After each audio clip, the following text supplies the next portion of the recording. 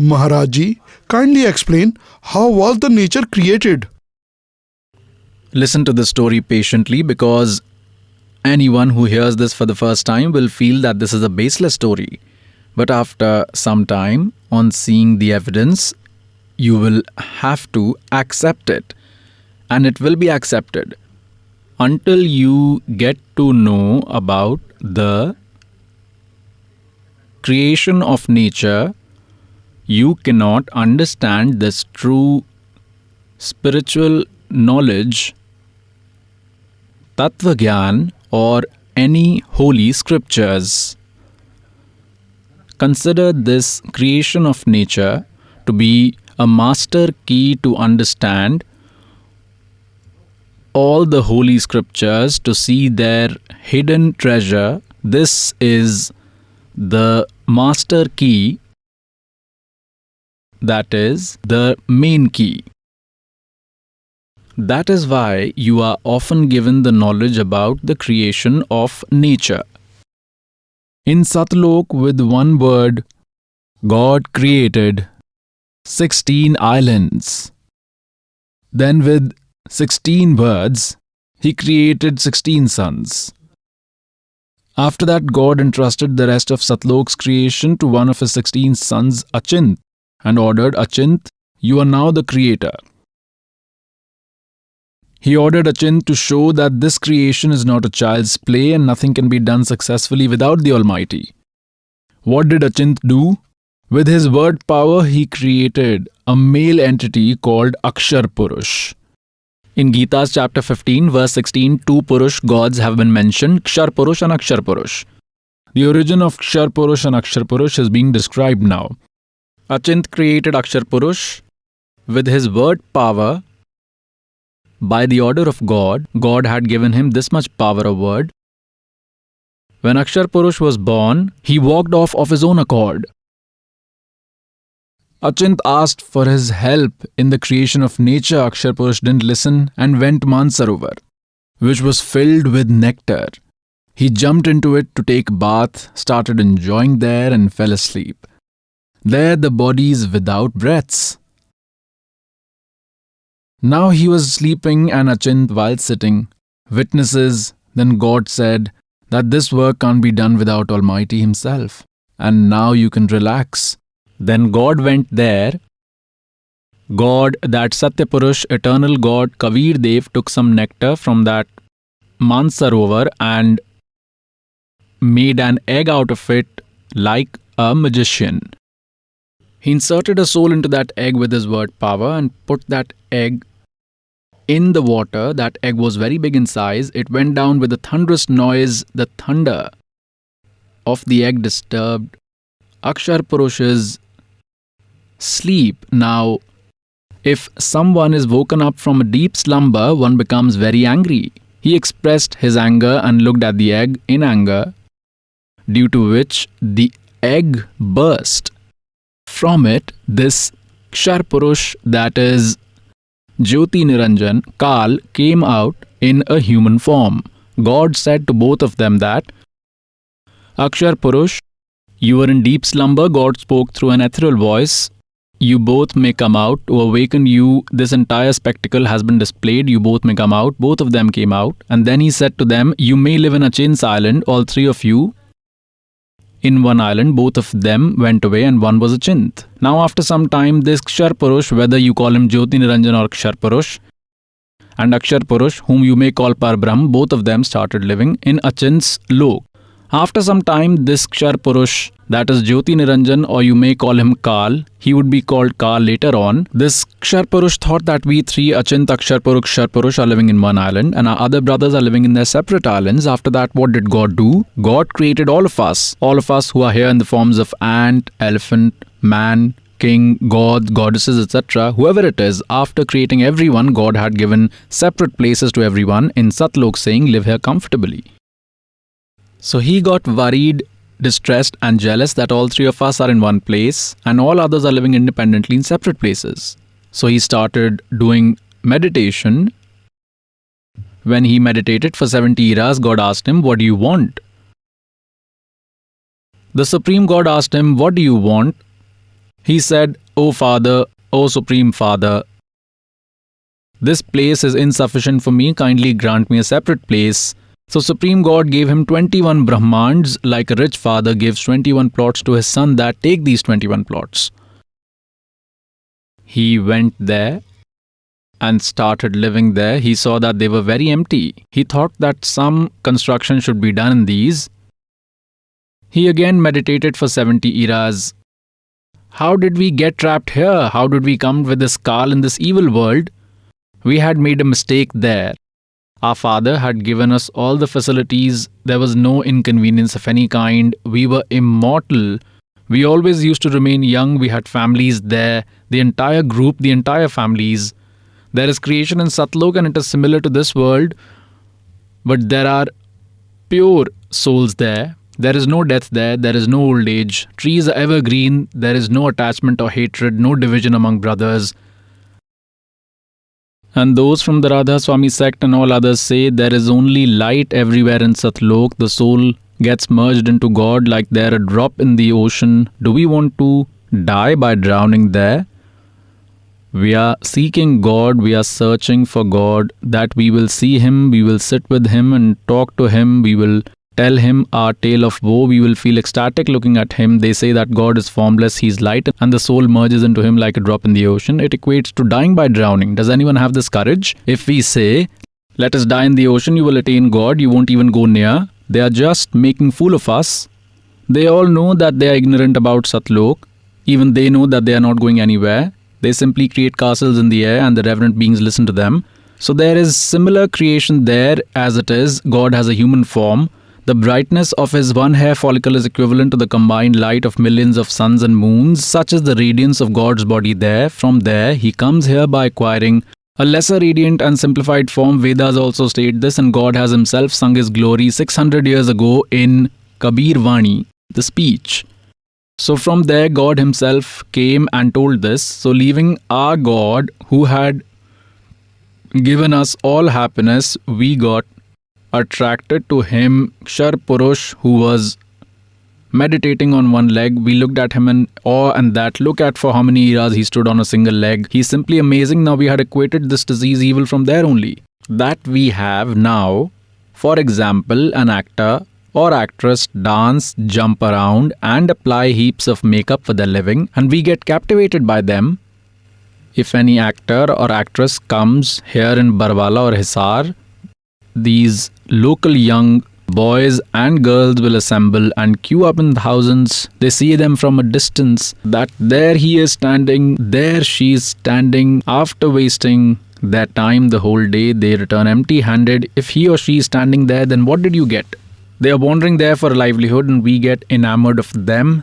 Then they say that he is my favorite actor, These favorite actor, actresses have ruined us. He became our favorite hero there in Satlok. And God, through an ether voice, cautioned us that children, don't look at him. Remain carefree and do devotion. Live peacefully. This action of his is not right. God had forbidden him too, but he didn't pay heed. God had also forbidden us not to pay attention to him and remain carefree, but we became cautious only from the outside, but remained attracted to him from inside. We got really attracted and attached to him from the core. God Kabir is omniscient. He knows everything. When he did penance for the second time, God asked him, what do you want? You have meditated for 70 eras. Then he said, God, give me some construction material so that I can do some creation. God gave him 5 elements and 3 gunas, saying that, son, play with these toys. Then he thought that I would do some construction, but if there would be no souls, then what would I do? I also need souls, otherwise I will feel lonely. Then he again meditated for 64 eras. Then God asked, what do you want? Tell me. I have given you whatever you asked for. And on this he said, give me some beings, some souls, Lord. Now God Kabir said, I cannot give you these souls in any circumstances. Yes, I can give you more Brahmans if you want, if you need 5, 7, 10 extra, but I cannot give these because they are my souls and have been created by my word power. They are my heart, my souls. I cannot give them. However, there is a condition. If any of the souls wants to go with you willingly, then one can go. Go and ask them. Then he came to all of us who are now trapped here. He asked us, will you come with me? I have meditated and obtained a separate kingdom. We will live like this there. I will create such deities, Mahadev, great deities, and a river of milk over there. Now, did we have any deficiency there in Satlok, but our intellect got corrupted? We said, all right, if Father gives us permission, we will accompany you. Then this devil said to God, Kabir, some souls have consented to go with me. God said that, ask them to give their consent in front of me. God himself came from there and stood near us. God said, tell me who wants to go with him. Raise your hands. Now God had cautioned us earlier not to get attracted to Kal. We felt embarrassed, bowed our heads down, and no one uttered a word. There was a pin drop silence. Then God said, hey, you were saying that many souls want to go with you, but here, no one is consenting. You were telling a lie. Meanwhile, one soul thought the plan might get spoiled. He dared and stood up. On standing up, he said, God, I want to go with him. Then we all thought that this soul might solitarily enjoy that. Then imitating that soul, all other souls raised their hands like children raise their hands in school imitating each other. We all stood up and raised both our hands saying, we also want to go, we also want to go. God said, all right. I have noted the numbers of these souls. Whoever has consented, you may go to your lok. I will send them systematically. I can't send them like this. So what did God do? He transformed us into a seed form, and he gave a girl's appearance to the soul who had given the first consent to come with Kal, a young girl, a lady. He made her a beautiful girl who later came to be known as Durga. And he inserted all of our souls into that girl's body with his word power and said to her, daughter, I have granted you the word power. God Kabir said to her, and you may produce as many living beings as this Brahm Kshar Purush may ask for. I have granted you the power of word. You can even produce living beings by word. God Kabir said to his son Sahajdas, son, go and take your sister to Jyot Niranjan, that is Kshar Purush. All of Kshar Purush universes were situated within Satlok. He was standing there. Sahajdas took that girl Prakriti, Durga, to him, and after going there he said, Jyot Niranjan, this is an order of Father. Whichever souls have consented to go with you, God had inserted all of them into this girl, and God has granted the word power to this girl. She will produce as many living beings as you want by her word power. After this, Sahajdas returned. Now, Jyoti Niranjan, this Brahm Kshar Purush, saw the young girl. Now, pious souls, these rubbish activities like rape, etc., had instilled in this Kal there itself. He became situated in everyone in the form of mind. He has left such an element within us. This vice arose in him. On seeing the lonely girl in a solitary place, he tried to commit wrong with her. The girl also perceived his intention and said, Jyot Niranjan, listen to me. You are my elder brother. You originated before me from the egg. God has created you, and I have also been created by the same God. You are my elder brother and I am your younger sister. This act between a brother and sister is not good. Do not commit this evil deed. Father has granted me word power. I will produce as many living beings as you say. He did not pay heed to her. He went beyond his limits. When the girl did not find any alternative to save her honor, she made a miniature form, and he had opened his mouth to commit the wrongdoing, so the girl entered into his body via his mouth and went into his stomach. From there, she prayed to his father, God Kabir, Lord save me. God said, Jogjit, Sahajdas, go to her. God himself came in the guise of his son and said, Jyot Niranjan, you have committed a crime. One who commits such a crime in such a sacred place gets a punishment that you would be known as Kal from today onwards. You will eat 1 lakh human beings and produce 1,25,000 souls daily. From today, your name will be Kal. He took Durga out of Kal's stomach and expelled them both along with their 21 universe from Satlok. The said 21 universes stopped after covering a distance of 16 Sankh kos, and according to his law, they started revolving. Now Kal again thought that who can harm me now? Whatever punishment they wanted to give me, they have given it. He again started misbehaving with Durga.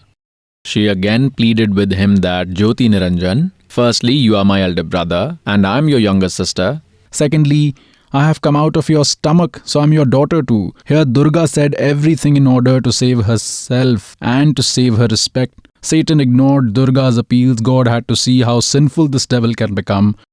God, while creating girl's appearance, did not create any female genitals. Jyot Niranjan, by his word power, made female genitals on her body. With his power and nails, and forcefully married her. She gave birth to 3 sons, elder one Brahma, second Vishnu, third Shiv.